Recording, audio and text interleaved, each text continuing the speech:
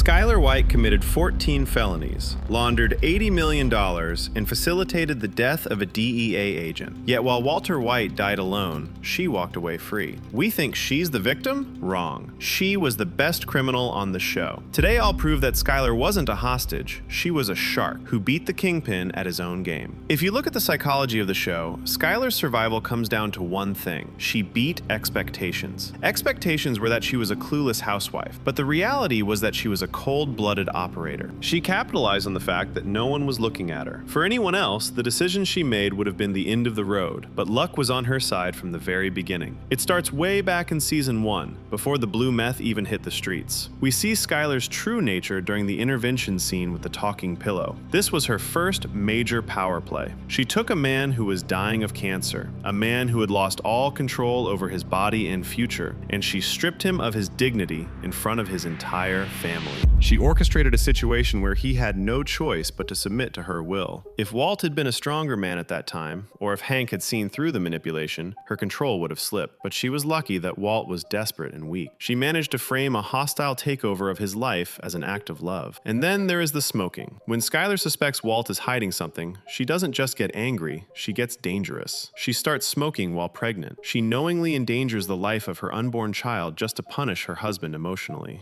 It is a calculated, cruel move. She was literally caught red-handed by the audience, but inside the show she played it off as stress. If Marie had pressed harder, or if her doctor had intervened, Skyler would have been exposed as a mother willing to risk her child's health for leverage. But of course, this wasn't the first time Skyler was unbelievably lucky. She leveraged that pregnancy as a shield, a camouflage so convincing that no one else would suspect her of being capable of such malice. She was operating in the gray areas long before she saw a dime of drug money. She created a narrative where she was the saint, and she stuck to it. If the audience or the other characters had looked closer at her actions in the early seasons, they would have seen the cracks. But luck came in just in time. Everyone was too focused on the bald man in the pork pie hat to notice the accountant quietly breaking bad in the suburbs. Without that distraction, without the chaos Walt caused, there is no chance Skyler would have pulled this off. The second season is where Skyler really sharpens her skills as a hypocrite. And honestly,